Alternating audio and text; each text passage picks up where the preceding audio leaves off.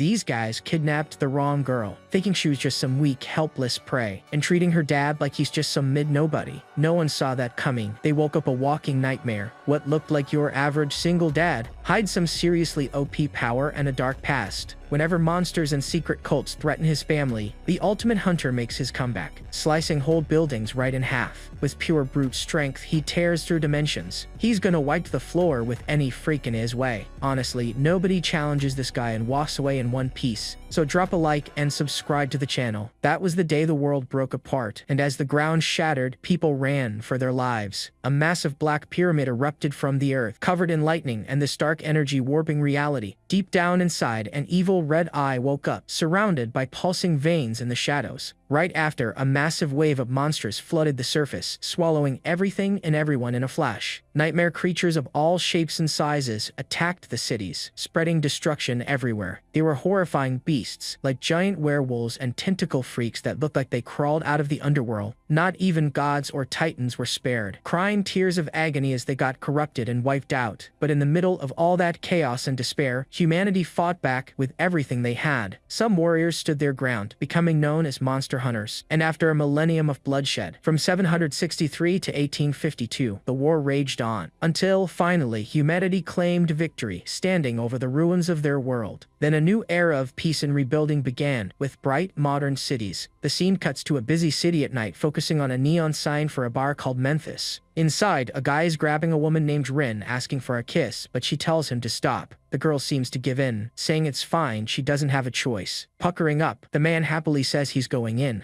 and that's where it gets crazy. His face bursts open, and a horrifying monster pops out with its mouth wide open. The creature fully reveals itself, a freak with claws and a weird shell. Ryan desperately grabs the beast that's right on her face. A dark splash covers the area as she lets out one last scream of agony. The scene then completely shifts to a sunny day in a residential neighborhood, and someone calls out, saying, "Excuse me." An older lady with hair curlers opens the door looking spooked. It's our MC, a guy in a suit standing on the porch holding a bag. The lady opens the door super slowly. He just stands there looking pretty annoyed, flipping his vibe instantly. He introduces himself as Akai, the new neighbor, but the lady just peeks, making him sigh for being ignored. Then he gets to his own door, with the name Akai on the plate, and announces he's home. Inside, Mitsuru Akai has her hands on her hips and cheeks puffed out, complaining she just wanted a quiet life in the country. RMC explains that growing up in the sticks made him want to live in the big city, but the girl whines that the city is boring and crowded. He scolds her, telling her not to say that at school, or she's never gonna make friends with that attitude. Mitsuru pictures herself as this super popular girl, flexing that someone as cute as her would have zero issues making friends. Checking the time suddenly, she yells, they need to go or she'll be late for her first day. The two bolt down the street while our MC screams for people to clear the way. Dodging through traffic like crazy, he's yelling for everyone to move while apologizing at the same time. They sprint up to the gate, begging the guard to wait a sec since he was just about to close it. Once they finally reach Rikuhara High School, they shout an apology. Father and daughter bow frantically to a teacher, apologizing for being late, but the guy says it's all good. The MC then says goodbye to his kid, telling her to listen to her teacher. Waving back, the girl replies she already knows, but the second her dad turns his back, she mutters for him to stop apologizing so much, or they'll start calling him Mr. Sorry. The scene wraps up showing her classroom sign, Class 1-2. In the classroom, the teacher tells the group they've got a new transfer student. Then the new girl introduces herself with high energy, saying her name is Mitsuru Akai. She keeps going, explaining her hobby is cooking. She's a huge fan of the actor Takeshi Kanmochi and hopes to be friends with everyone. Except after the intro, an awkward silence takes over the room, leaving the students creeped out. Breaking the ice, the teacher asks everyone to welcome her, while the girl just stands there feeling awkward. Meanwhile, a blonde girl says hi. Mitsuru's shocked, thinking this is way different from what she imagined. The teacher then tells her to grab an empty desk so they can start class. Walking to her seat, the girl with glasses next to her gives a shy greeting. Right after, the classmate excitedly reveals she's also a massive fan of Takeshi Kennochi. With her eyes sparkling with joy, Mitsuru makes friends with a girl named Shinkai. The new girl reflects that this kicked off her 5th attempt at starting over as the transfer student. Cutting to the school's basketball court, showing that school life goes on. A bit later, Shinkai is chatting with Mitsuru, saying she's dead serious about something. She warns her friend that no matter what, do not go near the shed behind the school because girl skirts flip up out of nowhere, even without wind. The shot then reveals the shed, looking super creepy with some weird shadows at the bottom. Floating near a dark stained staircase, a bunch of clear ghostly hands appear. Finishing the story, Shinkai mentions everyone believes a ghost is behind it, but Mitsuru isn't buying it at all, replying with a like, "That's even real." Shortly after, as other students walk by, she mutters that ghosts are a stupid idea. The blonde girl rolls up with her squad and orders the new girl to go buy her a drink. Looking out the window, the transfer student thinks there are always scumbags like this everywhere. Pissed off, the blonde asks who she thinks she's talking to. Another girl from the group steps up and yells at Mitsuru, asking who she thinks she is running her mouth like that. Jumping in front, Shinkai apologizes, saying Mitsuru just got here and doesn't know how things work. Her friend leans in to whisper, warning that Ito's family has major pull here, and she shouldn't fight back. Backing down, Mitsuru asks the bully what flavor drink she wants. Ito and her crew flash an evil smirk. Pretty satisfied, the new girl obeyed. The scene cuts to a school hallway. Mitsuru comes back carrying a bag full of drinks. Walking back, she thinks if she hadn't promised her dad to stay out of trouble, she'd never listen to a brat like her. Suddenly feeling something off, she stops dead in the middle of the hall. She catches a noise and looks back, spotting Ito screaming at Shinkai for defending the new girl. Mitsuru's friend is on the floor getting pushed around and begging for forgiveness. The transfer student is completely shocked seeing this. With pure fury on her face, she turns around and yells, asking what they think they're doing to Shinkai, keeping her foot on the fallen girl's head. Ito says Mitsuru got here right on time. The blonde then orders the new girl to take the juice and dump it on Shinkai's head to forget the whole thing. Pressuring Mitsuru to obey, the rest of the group asks if she has any clue what happens to people who defy them. The camera zooms in on Ito's finger pointing at Mitsuru's forehead, who just glares back with pure hate. And no one saw that coming. Filled with rage, Mitsuru bites her finger and screams she's never gonna listen to a single word this bully says, making the bully screech in pain. Mid-fight, Ito yells that the new girl bit her finger while another girl screams her name in a panic. Right after the shot cuts to the principal's office door. Inside, the principal slams the desk and shouts at our MC and Mitsuru, warning that one more mess means she's expelled. Putting a hand on his daughter's head, the MC apologizes, promising he's gonna discipline her right. Once outside, he asks the girl what actually started the fight. Eating some ice cream, Mitsuru explains her friend was getting bullied, but her dad scolds her, reminding her he asked to avoid trouble at all costs. She apologizes with this cute, guilty look, promising to try her best not to get kicked out, but he replies, she said the exact same thing last time. A while later, the view focuses on the school building. Down a dark hallway, Mitsuru's locker has her name on it and looks completely trashed. Opening the locker, she finds this black sludge dripping from one of her books. Her dirty, ripped clothes are just stuffed inside along with a pile of trash. Then Ito and her crew show up, ordering the transfer student to follow them. One of the squad members opens the door to that creepy shed behind the school. Waiting inside with an evil grin is Ito, while the other girls stare her down with glowing red eyes in the dark. The bully steps closer and threatens her, saying if she causes any more trouble, she'll be expelled. Smiling back, Mitsuru asks what exactly they're planning to do. Ito watches the new girl with pure hatred. Then, with her face twisted in rage, she screams at her group to wipe the floor with her. Stepping up, one of the girls goes for an attack, but Mitsuru dodges the hit like it's nothing. Then she just shoves the bully away with one hand. Ito warns that if she keeps fighting back, her friend is next on the list. Catching her off guard, another lackey lands a solid punch right to Mitsuru's face. With the new kid pinned down, one of the bullies comments that she finally shut up. The camera pans to Mitsuru's bruised and battered face. Flashing glowing red eyes, one of the squad members calls her a fool for protecting someone she barely knows. Ito then pulls out her phone to record, ordering them to pull off her uniform while swearing she's gonna make her regret being born. Not holding back, the two girls forcefully start tearing at Mitsuru's shirt. She hits record, taunting the girl by asking if she lives all alone with her dad. Mocking her even more, she says her mom probably ran off with another guy, making Mitsuru scream to keep her parents' names out of her mouth. With an evil grin, Ito calls her pathetic for being dumped by such a trash mom. Right after, she asks if the new kid wants her to reset her life, delivering a brutal kick. The shot flips to Mitsuru hanging upside down, badly beaten, with Ito's dark silhouette looming in the back. Suddenly, the scene dissolves into a shadowy puddle and thick black smoke. A dark crimson energy starts pouring off the school roof. Up in the night sky, that energy morphs into massive tentacles under a blood-red moon. Spotting something weird, one of the bullies screams in pure terror. And that's where it gets crazy. A bunch of ghostly blue hands burst right out of the shadows. Freaking out, Ito panics as the hands try to grab her crew, screaming about what they are and swearing she didn't do a thing. The other two lackeys just stare, stuck in pure fear. Merging together, those blue hands rip right through the floor. Then they dig their claws deep, pretty much tearing the ground wide open. Deep inside that gap, a pair of sinister red eyes starts glowing in the dark. And just like that, everything changed. A giant monstrous boss figure rises from the cracks, glaring at Ito while she's paralyzed with fear. Stuttering in fear, one of the lackeys calls it a monster. The shot cuts to the creature charging right at one of the girls. Bathed in this weird glowing light, she just bursts into tears. With a brutal bite, the massive boss crushes one of the bullies, making her scream before getting devoured. Outside, the camera shows the shed going dead silent under a red sky. And this is where it gets good. The monster blows the entire building wide open. Spotting the smoke from inside the school, a student yells about the explosion, telling someone to grab a teacher. Right through the rubble, Ito and the other girl get blasted away by the shockwave. The bully gets launched violently right into a tree, while her friend gets tossed straight through a window. Shattering the glass completely, she lands hard inside one of the classrooms. Back outside, a massive swarm of grotesque freaks starts crawling out of a dark puddle on the ground. Mitsuru makes a desperate run for it while the screeching monsters chase her down. Keeping up the escape, that massive boss who ate the bully is right behind the smaller creeps. That horned demon glares at her, mentioning it catches a pretty sweet scent. The giant creature just watches those lesser minions hunting the girl. Then, the bigger demon charges forward with a huge roar, trampling its own crew along the way. Mid-sprint, Mitsuru realizes that thing is getting way more dangerous by the second. Pushing through the fear, she keeps up her desperate escape down the school hallways. Suddenly, she turns a corner and bumps right into her friend, who panics and yells Mitsuru's name. Grabbing her hands, her friend asks if she's okay, mentioning she heard Ito's group called her out to talk. Completely freaking out, Mitsuru warns there's zero time to worry about that, glancing back down the hall. Confused, her friend turns around and asks what she's staring at. And no one saw that coming. She freezes in pure terror, spotting the freaks at the end of the hall, with one roaring right at her. Smashing right through the school wall, the giant demon bursts in as Mitsuru screams for her friend to run. Outside, a security guard watches in shock as the school wall blows to pieces. The two girls make a desperate run across the courtyard, screaming for the monster to stay back. The demon lands hard, smashing the concrete on impact. Pulling her friend by the hand, Mitsuru screams, having no clue what's going on. Right then, a guy shows up and scolds them, saying there's no running in the halls. But right behind him is a massive horde of monsters. Two students outside spot her carrying her friend, who's yelling to be put down. Still running, Mitsuru carries her friend in her arms as the horde closes in from behind. Also outside, the demon grabs someone, complaining they're in its way, and just takes them out completely with its bare hands. Then, the monstrous creature punches the ground hard to gain some serious momentum. Its rapid charge kicks up debris everywhere, and in a flash, it's right on Mitsuru's tail. Hugging her friend in the chaos, the spooked girl asks if it's an earthquake. But still holding her, she yells that it doesn't matter right now. Right after, a huge claw reaches for them and the monster demands more food. Mitsuru manages to dodge the claws but realizes something. With a look of pure dread and determination, she figures out she's the only one the monster is hunting. So, she shoves her friend away and screams for her to run as fast as she can. Tossed away so suddenly, Shinkai screams in shock. But the creature doesn't waste time and grabs Mitsuru hard, knocking the wind right out of her, then going right in for the finish. But the demon notices something off. It's taking damage. And suddenly, the creature's body starts falling apart completely. The demon looks totally confused, having zero clue what's happening to it. And that's where it gets crazy. The shot reveals the entire school building got sliced in half horizontally, wiping out several demons along the way. Right down below, our MC shows up holding his daughter and a katana. Dropping back into place, the school building sends a massive shockwave across the whole area. The monster glares at the MC's weapon, recognizing that exact blade. As he walks away carrying the girl, the creature stutters, trying to say that weapon looks familiar. Trying to scream out asking who he is, it gets completely ignored by the MC. With his back turned, he checks out the destruction left behind with his kid in his arms. And in a split second, he vanishes into thin air, slowly returning to normal. The sky above the school clears up as the sun rises. Peace finally comes back to the campus after all that chaos. Right after that, a police cruiser rolls up to to the scene. Skipping ahead a bit, Mitsuru wakes up in her bed, rubbing her eyes. Dazed and confused, she sits up wondering how she even made it back home. Suddenly, our MC walks into the room wearing an apron, yelling how relieved he is she finally woke up. Panicking, he mentions that when he heard his daughter passed out at school, his heart almost stopped. Still in bed, Mitsuru tells her dad to stop crying, saying he looks pathetic like that. But our MC turns around and apologizes, wiping away his tears. He explains he was just super worried about her. The girl just stays quiet for a second. Then she says she's fine but saw something weird, only for her dad to cut her off, warning her never to use her powers in front of classmates. Continuing his rant, he says it's gonna be tough for her to stay at that school if things keep up like this. Furious, she stands up and yells that the other kids started the fight, calling her a kid abandoned by her own mom. With tears in her eyes, Mitsuru confronts him, asking why she doesn't have a mother. Caught completely off guard by that question, our MC tries to pull her in for a hug. She just backs away from him. Looking down at the floor, the MC apologizes and admits this is all his fault. Meanwhile, right outside, this bizarre hand grabs onto the window. Scaling the wall, this weird half-mummified monster with a bunch of eyes spies on the two inside the room. The creature growls softly while watching the whole scene go down. Sensing something off, our MC pauses, but then someone knocks on the front door. That knocking sound breaks the heavy tension inside the room. Getting up, Mitsuru walks over, wondering who could be showing up right now. She peeks through the peephole to check who's standing outside. Through the lens, she spots two sketchy guys in suits waiting in the hall. Caught completely off guard, the girl is surprised by the sudden visit. Stepping up out of nowhere, our MC pulls his kid behind him and tells her to back away from the door. Outside, the two guys knock again, calling themselves cops and asking if anyone's home. Glancing at her dad, Mitsuru looks super confused about what's going on. The shot quickly cuts right back to the exterior of the building. In the living room a bit later, the MC serves tea to the guests who apologize for dropping in. Cutting straight to the chase, the blonde guy explains they're investigating the school explosion and asks the girl to share what she saw. With her dad's hand on her shoulder, she says she doesn't really know, just that she heard a loud bang and ran away in fear. Leaning in close, the cop pushes harder, asking if she spotted anything else since she was right at the scene. He gets all up in her space, trying to pressure her into talking. Meanwhile, the other suited guy just watches the whole chat in silence, gripping his briefcase. Spooked, the girl shakes her head and tells him no. Pushing again, the blonde dude tells her to think carefully, claiming that no matter how wild it sounds, any spooky detail helps. Our MC steps in, cutting him off and angrily demanding him to drop it. Making it clear, he says his kid already told them she knows nothing, plus she needs to rest. With a smirk, the cop replies they need as much intel as possible to catch the culprit. But the MC glares back, questioning what makes him so sure someone actually caused this whole thing. Jumping in, the other suited guy apologizes and lets them know they're leaving now. The two men stand up to head out, thanking them for cooperating. Keeping a serious, suspicious look, our MC watches them walk out. And that's where it gets crazy. The silent guy's briefcase starts shaking and throwing off this weird aura. Feeling that magic power, the MC thinks to himself there's zero chance these dudes are actual cops. Casually, the MC asks the guy in the suit what happened to his heavily bandaged hand. Smiling, he even offers to carry the briefcase for him. The blonde dude steps in real quick, explaining it's just a minor burn and nothing to worry about. Shortly after, the two men walk off, while our MC watches them from the hallway. Left alone, he wonders if they managed to sense Mitsuru's power. Once outside, the blonde guy turns to his partner and asks, well, holding the briefcase. The guy confirms that's the exact magic power that person was searching for. Back inside the apartment, Mitsuru asks her dad what's wrong, seeing him standing deep in thought by the window. Turning around, he advises his kid to keep a low profile at school from now on, and she nods along. Suddenly, this weird growl comes right out of the bedroom window. Pushing the glass open, that multi-eyed creature starts crawling inside. The monster hops onto the girl's bed, which is completely empty right now. Then, it just starts licking the blanket, drooling all over the place. The creature turns its head, coming face to face with the girl standing at the door, and starts growling at her. Panning to the bedroom window from the outside, the view shows off a bright orange late afternoon sky. The scene cuts over to Rikuhara High School. Out front, our MC says goodbye to his daughter and tells her to keep a low profile, while Mitsuru waves back. Suddenly, someone comes sprinting right at her. Shinkai gives a super hyped greeting, calling out her name, but her friend just keeps looking back, asking who that handsome dude is. Feeling super awkward, Mitsuru wonders what her classmate is even talking about. The girl with glasses pushes the subject, begging her to spill the beans. Losing patience, Mitsuru replies it's her dad, leaving her friend shocked, saying she thought he was an older brother or a college guy. She explains he works out a ton, which is why he looks so young. Sharing a nervous laugh, the camera focuses back on the school school building. Then the view shifts to a fancy coffee shop. Our MC is busy in there whipping up a drink. Wearing a highly focused look, he carefully draws some latte art on the phone. Over at a table, two customers in the shop just keep staring at him. One of them even says out loud how good-looking he is. Lost in thought at the counter, he realizes his kid naturally draws attention and wonders if he should transfer her schools again. Right then, a blonde woman calls out his name, Akai. Walking up, the lady who seems to be the boss approaches, and he asks what brings her here so suddenly. She vents about a fight with her husband, saying she's had enough, but he calms her down by mentioning anger causes wrinkles and offers to make her a coffee, asking if it's tough for him too. Being a single dad, she leaves our MC quiet for a second. With a warm smile, he slides the coffee over to her. Except, right as he hands it over, the woman touches his hand. Caught off guard, our MC is pretty surprised by her move. Giving him this seductive look, she invites him to dinner and even offers to let him off work early. Politely turning her down, he gets called boring by her, just like always. The MC apologizes, explaining he really needs to go pick up his kid. Calling him out, the blonde reminds him it's his daughter's club activity day and asks if that's just an excuse to avoid dinner. Nervous, he stutters and denies the whole thing, begging to leave early for his kid's club anyway. The boss looks super bored but agrees, warning him it's a one-time thing. Our MC thanks her a bunch and bolts right out of the coffee shop. Sprinting down the sidewalk, he dodges through the crowd like crazy. Then he ducks into a narrow alleyway between the buildings. Locking in a serious look, he runs at top speed. He bounces from wall to wall, scaling his way up the alley. Landing on a rooftop, he gets ready to sprint. He moves across the roof with some OOP